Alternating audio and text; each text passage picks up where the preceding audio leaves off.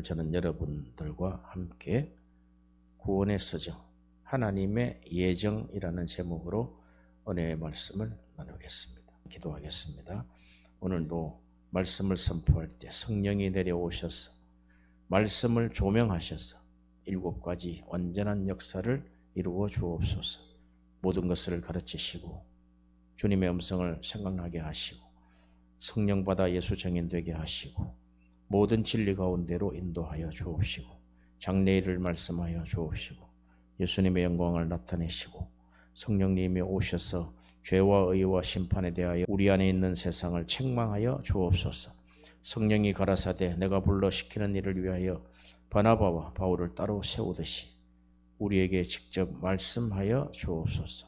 지금 이 시간 예수 그리스도 이름으로 귀신과 우상이 쫓겨나게 하옵시고 하나님의 나라와 뜻이 임하게 하옵시며 믿음의 문을 여시고 믿음을 더해 주옵시고 은혜가 임하게 하옵시고 성령과 불로 세례를 주시어 은혜의 불이 붙게 하옵시고 성령의 은사가 나타나게 하옵소서. 기적이 일어나게 하옵소서.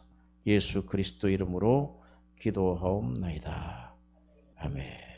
하나님의 예정, 작정, 택하심은 신론에서 원래 다루고 있습니다. 그러나 구원론에 함께 다루면은 더 우리가 확연하게 하나님의 뜻을 우리가 알 수 있기에 하나님의 예정을 구원론에 넣어서 말씀을 전하게 되었습니다. 하나님의 예정, 예정론 이러면은 하나님의 예정 이렇게 해야 됩니다. 하나님이 구원을 받을 사람을 미리 정하셨다는 뜻입니다. 우리 기독교 신앙의 가장 중요한 토대입니다. 이 하나님의 예정은 성 어거스틴으로부터 시작하여 마틴 루터, 칼빈에 이르기까지 현대 신학에 다 이 예정론을 동의하고 있습니다. 예정론이란 구원에 관하여 시작과 과정과 결말을 다 아신다. 그것을 우리가 예지라고 그렇게 합니다. 예정이 먼저인 것이죠. 하나님은 다 아신다는 거예요. 그런데 이미 예정하셨다. 하나님의 뜻은 구원에 있기 때문에 심판도 구원의 일부인 것입니다. 심판이 하나님의 진노가 임할 때 하나님의 구원으로 들어오는 자들이 있습니다. 그들이 택한 자들입니다. 바르트는 예정 교리를 복음에 총하라고 했습니다. 그리고 하나님을 그리스도 밖에서 찾으면 안 된다고 말했습니다. 이 칼 바르트는 자유주의 신학에 폭탄을 던진 분이다 그렇게 이야기합니다. 자유주의 신학이란 인간 이성이 더 하나님의 뜻보다 위에 있는 그런 신학입니다. 그러므로 칼 바르트는 하나님을 그리스도 밖에서 찾으면 안 된다고 했어요. 예수 그리스도 밖에서 찾아진 하나님은 참 하나님이 아니고 우상입니다. 엄청난 메시지죠, 이게. 예정에 벗어난 자들은 하나님을 그리스도 밖에서 찾았던 사람들입니다. 이들을 유기된 자들이라고 이야기합니다. 영원한 선택으로 하나님은 어떤 사람은 구원으로, 어떤 사람은 멸망으로 예정을 하십니다. 생명의 언약이 모든 사람에게 동등하게 적용되지는 않는다고 말합니다. 어떤 사람에게는 구원으로, 어떤 사람은 멸망으로 작정하셨습니다. 이 예정론은 간단히 이야기하면은 100명의 사람이 있는데 어떤 사람이 5명만 자기가 선택해서 그들에게 검은 보화를 5사람에게만 주는 것과 마찬가지다는 거예요. 100명에게 다 줄 수 없다는 거예요. 자기가 선택한 자 5명에 주는 것입니다. 그래서 로마서 9장에 있는 하나님의 예정론의 선택과 유기에 하나님은 은혜 베풀 자에게 은혜를 베푸시고 또한 야곱은 사랑하되 에서는 미워했다. 이렇게 나온단 말이죠.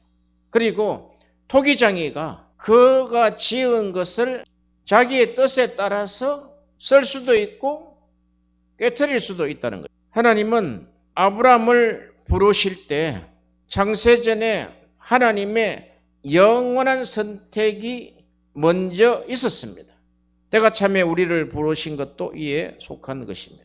마치 마른 줄기와 같은 아브라함의 인격 가운데 다른 백성은 버림받는 중에 한 백성이 특별히 선택되듯이 하나님은 부르셨습니다. 우리의 영적인 삶의 첫 번째 객관적인 원인, 우리가 할 수 없는, 객관적이라는 뜻은 우리가 할 수 없는 거예요. 그리고 밖에서 이루어진 겁니다. 그러므로 이 모든 복의 근원이 택하심입니다. 택할 자가 택하신다는 거예요. 성부는 영원으로부터 성자에게 택한 자를 주셨으며, 두 번째 객관적인 원인입니다. 즉, 이 택하심은 실제로 실현시킨 원인은 그리스도의 순종에 있습니다. 예정교리를 한 두 차례나 세 차례에 대해서 좀 깊이 공부해 볼 것입니다. 예정교리는 칼빈이 시작할 때 그 예정교리가 주는 유익이 세 가지가 있다는 거예요. 첫 번째 자비, 두 번째 영광, 세 번째 겸손이라는 거예요. 첫째, 예정교리를 알기 전에는 영원한 선택이 하나님의 값없이 베푸는 자비의 셈에서 나온다는 사실을 알지 못합니다. 둘째, 이 가르침으로 인해 값없는 선택에 따라 구원을 받았다는 것을 깨닫고 하나님께 영광을 돌리게 됩니다. 그러니까 하나님의 모든 자비하심으로 말미암아 예정이 됐다는 거예요. 그걸 알고 난 다음에 모든 영광을 하나님께 돌린다. 선택은 하나님이 우리의 공로 때문에 치르는 값이 아니라 무조건적인 것입니다. 우리가 구원받아서 지금 구원으로 하나님이 구원의 삶을 이끌어가는 것을 보면 우리가 알 수 있는 것입니다. 그러므로 셋째, 예정의 교리를 통해 구원의 비밀을 맛본 사람만이 진정한 겸손에 이르게 됩니다.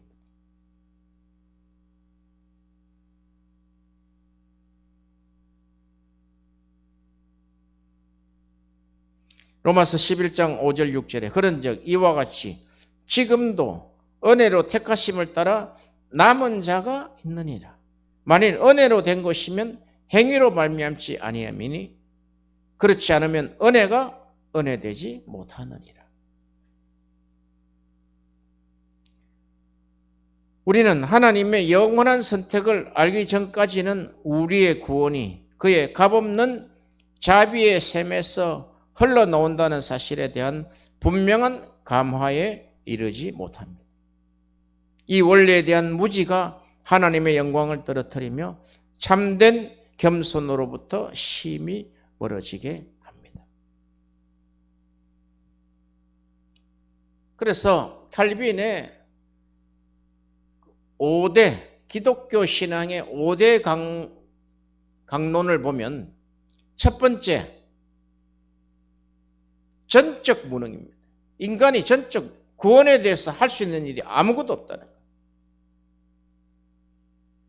어떤 지혜도 없다는 거예요. 구원에 관해서는.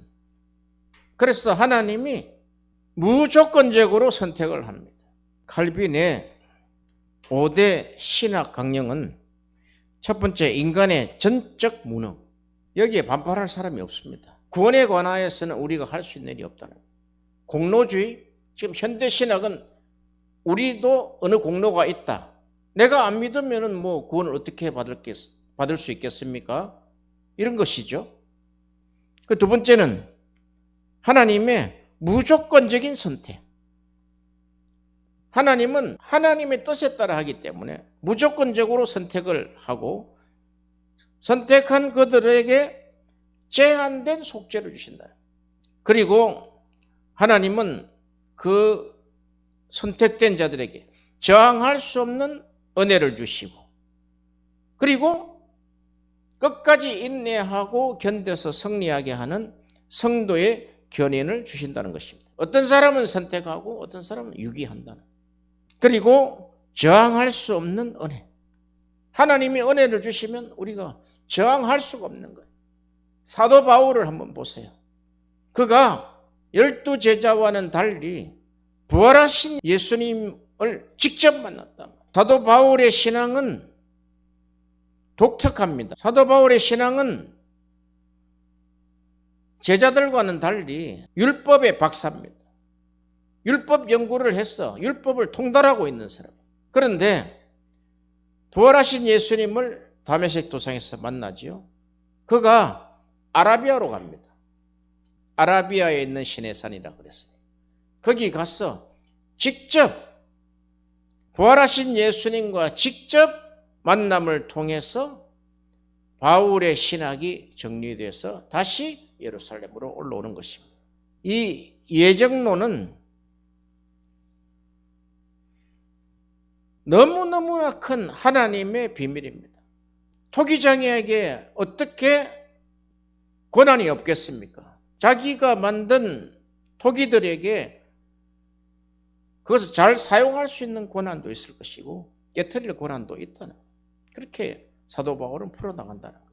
그래서 이 예정론에는 반박하는 신학자들이 굉장히 많았습니다. 지금 현대도 마찬가지입니다. 5개 5대 강령을 정반대 강령으로 나온 것이 알미니안입니다.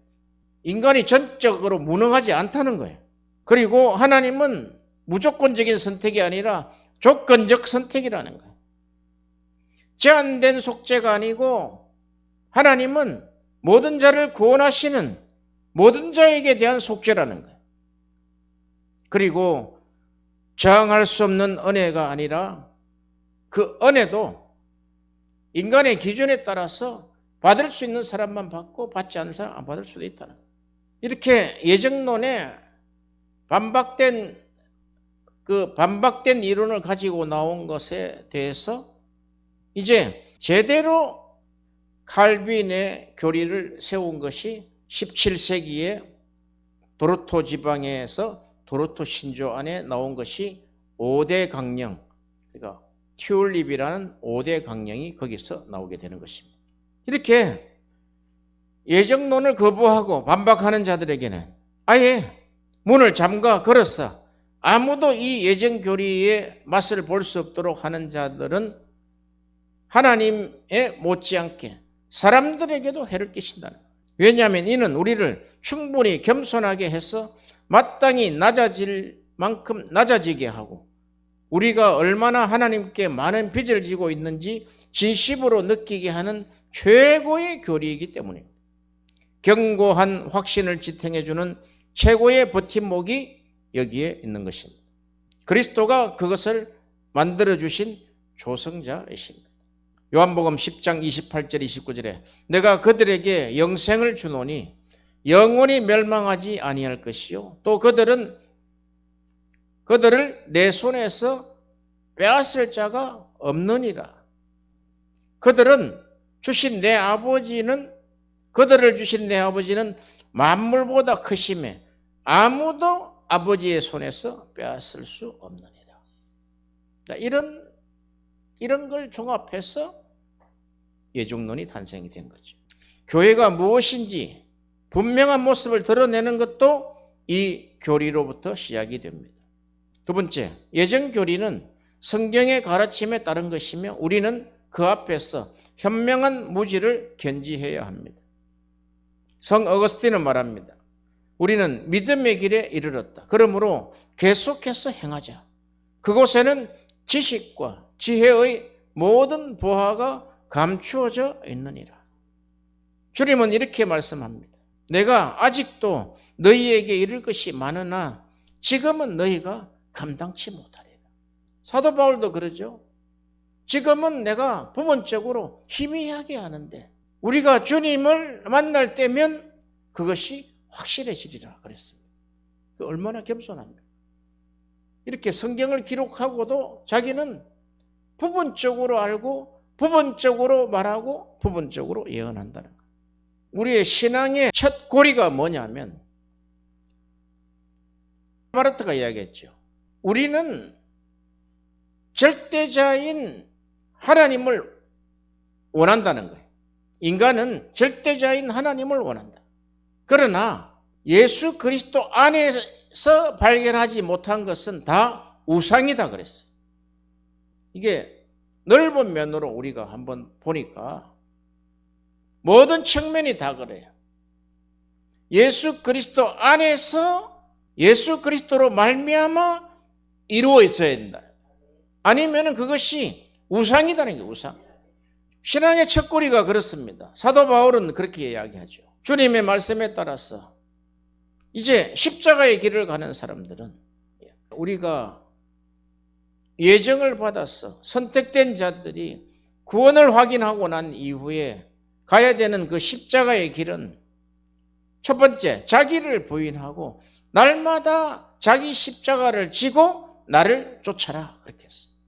그것이 신앙의 첫 번째 고리입니다. 거기에 뒷받침하는 고리가 뭐냐면 내가 섬김을 받으러 온 것이 아니라 섬기려 하고 대속물로 주러 왔다. 그 고리에 같이 끼어 있는 게 섬기는 자입니다. 어떻게 섬기느냐면 모든 자의 종이 된다는 거예요. 보통 보면은 다 왕이 되기를 원하죠.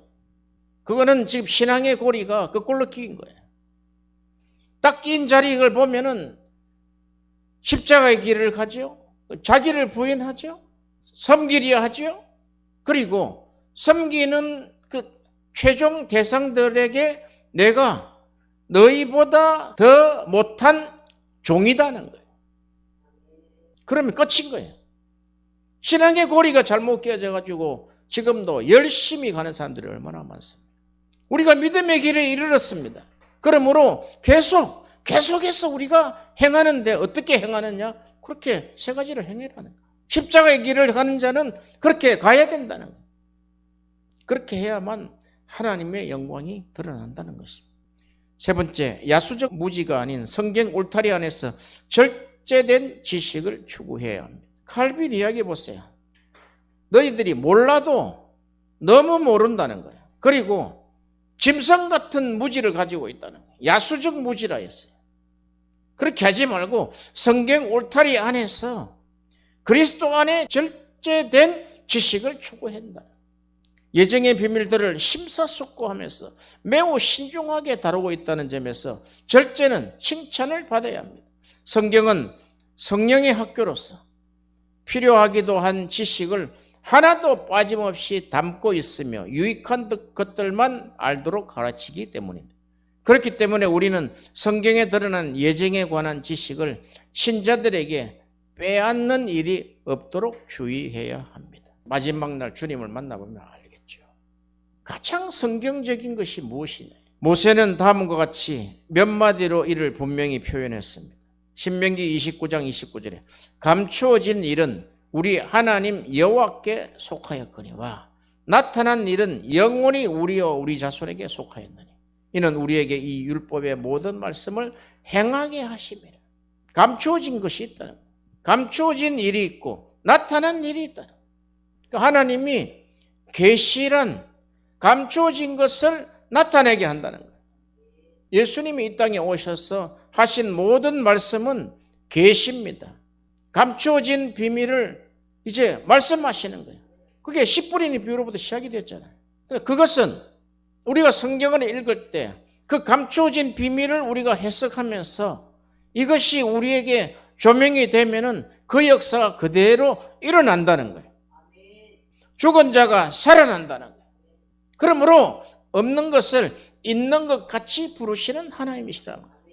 할렐루야. 하나님이 자기의 기뻐하심에 따라 율법을 공표하신 것은 자기 백성에게 그것을 위탁하셔서 그들이 그 가르침에 대하여 열의를 다하게끔 하려 하셨기 때문입니다. 이는 오늘 하늘 작정에 이른 것입니다. 율법을 주고 그냥 읽으라 그런 것이 아니에요. 율법을 먼저 받은 사람은 위탁자입니다. 위탁받은 자는 전해야 되죠. 열의와 성의와 성실과 진심으로 가르치는 것입니다. 위탁자들의 할 일입니다. 네 번째, 예정교리는 위험하지 않습니다.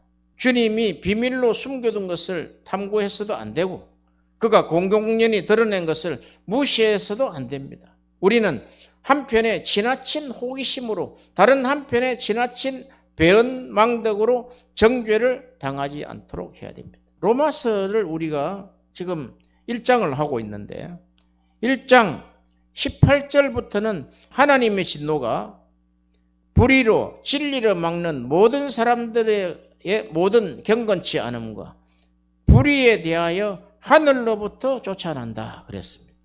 이 진노는 하늘로부터 진노가 일어난데 이것은 하나님의 원수갚음입니다. 칼빈이 그런 이야기했어요. 하나님이 원수를 갚는데 하늘로부터 하나님의 진노를 내린다는 거예요. 그 진노 내린 것이 1장 18절 이후에 쭉 나타난다. 진노가 왔으면 불을 내려보라 이렇지 않습니다. 그 진노는 하나님이 원수 갚으시면 보복하시면 그냥 내버려 둔다는 거예요. 유기라는 거예요. 유기. 불의로 진리를 막는 사람들의 모든 경건치 않음과 이게 무슨 뜻이냐면 하나님에 대한 배은망덕이다는 거예요. 하나님을 욕되게 한다는 거예요. 그러니까 의와 불의가 있잖아요. 불의는 하나님의 배은망덕하고 하나님을 욕되게 한다는 거예요. 하나님의 얼굴을 더럽혀버린다는 거예요. 그게 불의라는 거예요. 단어적으로 의와 불의 이러면은 아무 소용이 없다는 거예요. 우리는 그리스도의 복음에는 하나님의 의가 나타나서 믿음의 사람이 된다. 믿음의 원천이 하나님의 약속이죠. 하나님의 약속을 믿고 또 믿고 평생 믿고 사는 것이 하나님의 예정이라는 거예요. 믿음으로 산다는 거예요. 하나님의 진노가 불의로 진리를 막는 사람들의 모든 경건치 않음과 두 번째, 불의에 대하여 하늘로부터 조차 나타났으니 불의에 대해서 이 불의는 영광을 찬탈하는 거예요. 하나님을 욕되게 하고 하나님의 영광을 가로막고 하는 자에게 하나님은 하늘로부터 진노를 내리신다는 거예요. 하나님은 보복하시는 하나님이다는 거예요. 딱 율법에서 가져왔잖아요. 어떻게 보복하느냐? 그는 소멸하는 불이라 그랬단 말이에요. 확 불살라져 버린단 말이에요. 1장 18절이 얼마나 무서운 것인지를 우리가 본문 해석을 통해서 그것을 우리에게 조명하시기를 바랍니다. 우리 스스로에게. 그리하여 하나님은 다 알고 계시다. 미리 아심. 예지가 있다. 예지. 전지전능 예지가 있잖아요. 그래서 새 부류를 그냥 하나님이 내버려 두셨다는 거예요.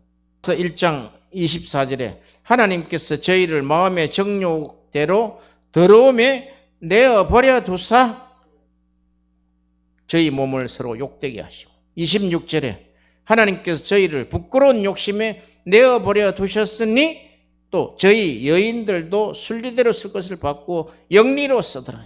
28절에 또한 저희가 마음에 하나님 두기를 싫어하며 하나님께서 저희를 그 상실한 마음대로 내어버려 두사 합당치 못한 일을 하게 하셨다. 하나님이 그냥 하나님의 진노는 내버려 둔다는 거예요. 죄가 관영하면 하나님이 이제 실력 행사가 나오죠. 다섯 번째, 하나님의 무조건적인 사랑에 따른 선택은 공로에 대한 예지에 종속되지 않음. 이게 무슨 말이냐면 하나님의 예정은 하나님의 예지에 종속되지 않는다는 거예요. 예정이 먼저다는 거예요. 예정이 먼저. 하나님의 그 택하심, 작정하심이 가장 우리 신앙에 가장 우선된다는 거예요. 하나님의 예정이 우선된다 하면은 내가 지금 구원을 받은 자는 여기에 감사와 영광이 넘치고 겸손해진다는 거예요. 경건한 사람으로 여겨지고자 원하는 사람은 아무도 감히 예정을 덮어놓고 부정하지는 않는다. 그래서 이 예정을 이중 예정이라 한단 말이죠. 선택과 유기. 선택은 하나님이 그저 베푸시는 선물입니다. 그러므로 이러한 은혜를 사람의 가치나 행위의 공로에 찾는 것은 무모한 것입니다. 선택의 은혜는 그저 베푸시는 언약의 원리에서만 흘러나오는 것입니다. 하나님의 기뻐하신 뜻 외에는 어디에서도 선택의 이유를 찾아볼 수가 없습니다.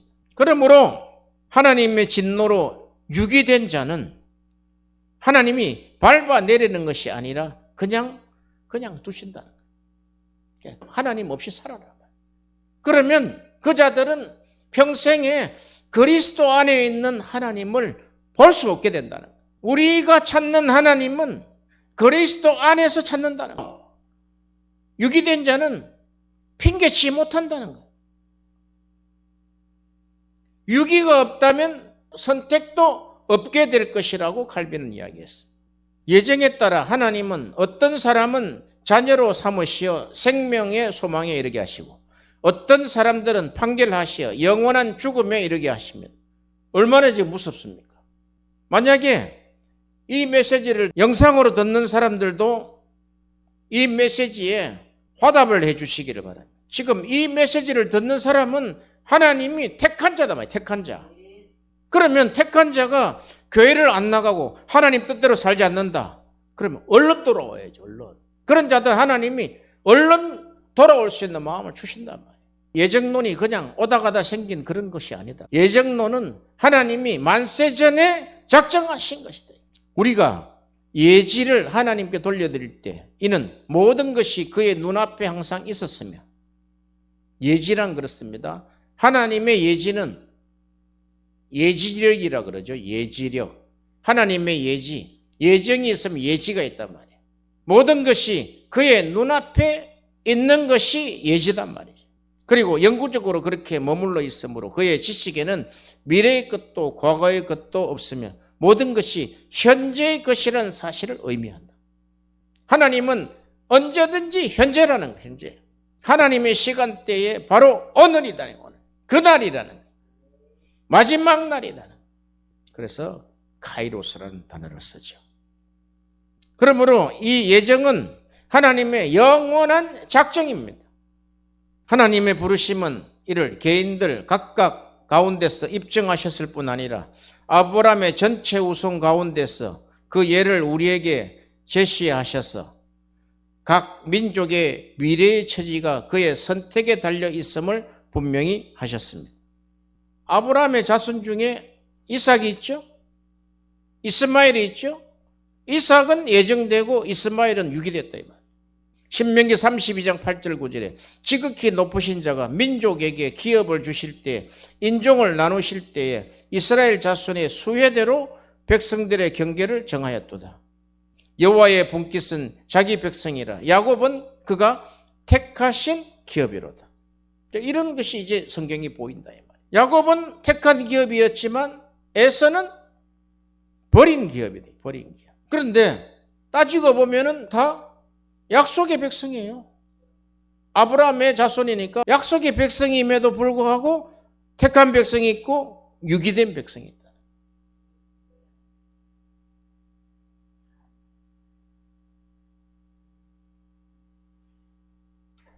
믿음에서 잠깐 쉬는 분들은 속히 돌아오시기를 바랍니다. 시편 33편 12절에 여호와를 자기 백성으로 삼는 나라 곧 하나님의 기업으로 선택된 백성은 복이 있도다.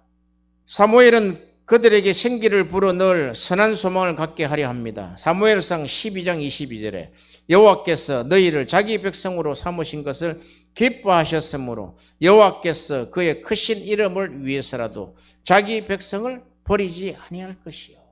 이 사무엘 보세요. 얼마나 안타까우면 그렇게 이야기하겠냐. 또한 다윗은 자기 믿음이 위경에 처했을 때 전쟁을 위하여 다음과 같이 무장합니다. 시편 65편 4절에 주께서 택하시고 가까이 오게 하사 주의 뜰에 살게 하신 사람은 복이 있나니 우리가 주의 집 곧 주의 성전의 아름다움으로 만족하리이다. 전쟁 준비를 하고 있는데 이런 말씀을 입에서 내뱉게 하는 거예요.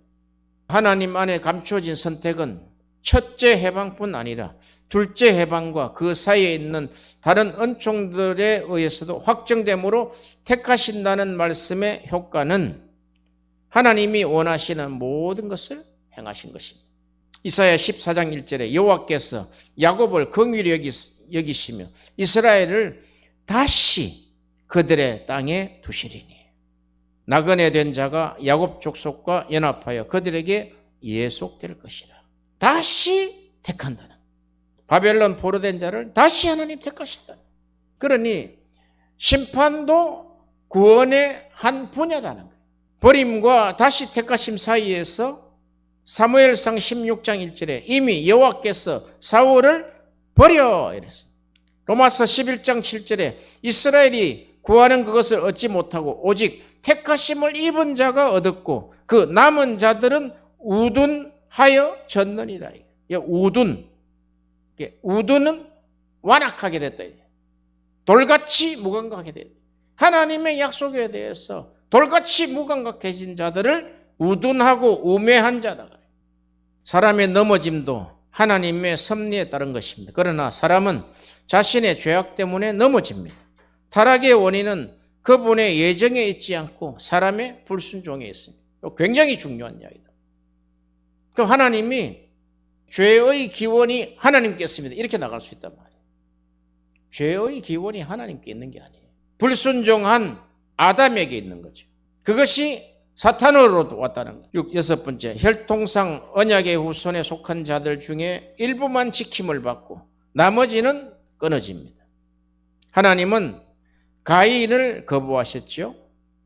노아의 손자 함의 아들 중에 가나안을 저주하셨죠. 이스마엘을 쫓아내셨죠. 이스마엘은 처음에는 자기 동생 이삭의 동일한 신분을 가지고 있었습니다. 왜냐하면 그 안에 영적인 언약이 할례의 표징으로 동등하게 인침되었기 때문에 그렇습니다. 창세기 17장 보세요. 이스마엘이 할례 받는 장면이 있어요. 할례를 받고도 안 되구나 이게. 할례의 언약은 영원하다 그랬단 말이에요. 그런데 아브라함이 할례를 행했지만 하나님은 버려버렸다. 그러므로 이스마엘은 끊어졌습니다. 그 다음에는 에서가, 이후에 무수한 무리가 끊어진 것입니다. 그러나 이삭 안에서 그의 씨앗이 부름을 받았습니다. 동일한 부름이 야곱에게 계속되었습니다. 하나님은 사울을 버리심으로 이와 같이 유사한 예를 보여주셨습니다. 시편 78편 67절 68절에 또 요셉의 장막을 버리시며 에브라임 지파를 택하지 아니하시고 오직 유다 지파를 택하시며 산을 내게서 거두지 마시고. 하나님은 사정 없는 거예요. 이런 거룩한 역사 가운데 수차 반복되는 바 이렇듯 놀라운 변화 가운데 하나님의 은혜의 경이로운 엄밀함이 더욱 잘 드러납니다. 칼빈은 이스마엘, 에서 그리고 유사한 다른 사람들의 자기들의 악행들과 죄과들로 인하여 자녀 삼음에서 단절되었다고 인정한다고 말합니다. 시편 147편 20절에 저희는 규례를 알지 못하였도다. 규례가 미스파트, 심판. 하나님의 심판을 알지 못했다. 이스라엘 사람들이 전체 인류로부터 선택되었을 뿐 아니라 거룩한 집으로 구분되어 하나님에 속한 백성이 되었음에도 불구하고 불충하고 불경건하게 자기들의 자비로우신 아버지를 경멸하고 있는 배은망덕에 대해서 강조합니다. 일곱 번째까지 하겠습니다. 각각 머리이신 그리스도께 지체로서 접붙임을 받게 되는 개별적인 선택. 하나님이 각자에게 구원을 주실 뿐 아니라 그를 각자가 그 효력의 확실성에 대하여 회의를 갖거나 의심하는 일이 없도록 돌보신다는 사실을 인식하게 됩니다. 신명기 32장 9절에 여호와의 분깃은 자기 백성이라 야곱은 그 택하신 기업이로다. 그 야곱과 에서의 관계를 잘 한번 보세요. 야곱이 장자권을 뺏어오잖아요. 그게 우리의 신앙의 한 모습이어야 된다는 거예요. 그런 하나님의 장자권을 가져오고 그것을 취하는 것은 하나님이 불법으로 보시지 않는다는 거예요. 약속 앞에 우리가 하나님이 내려주신 법 중에 가장 최고한 법이 뭡니까? 하나님의 가장 최고한 법이 하나님의 뜻이다. 하나님의 뜻은 장자권이 장자권. 에서가 가져갔으면 야곱은 그냥 버림받는 거예요. 그러므로 로마서 11장 29절에 하나님의 은사와 부르심에는 후회하심이 없느니라.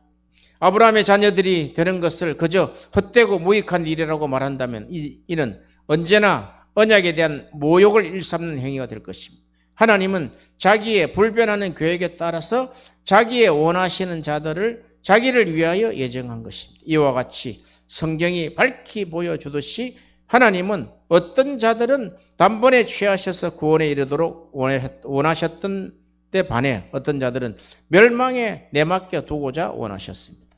그는 이를 자기의 영원하고 불변하는 계획에 따라 단번에 확정된 것입니다. 그리고 저주에 넘겨진 자들에게는 생명으로 들어가는 문을 차단한 것입니다. 아멘.